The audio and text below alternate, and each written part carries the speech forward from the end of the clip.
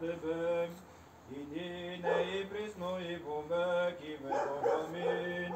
Богородице, не недостойні те, няма да мокнем да говорим за Твоите сили.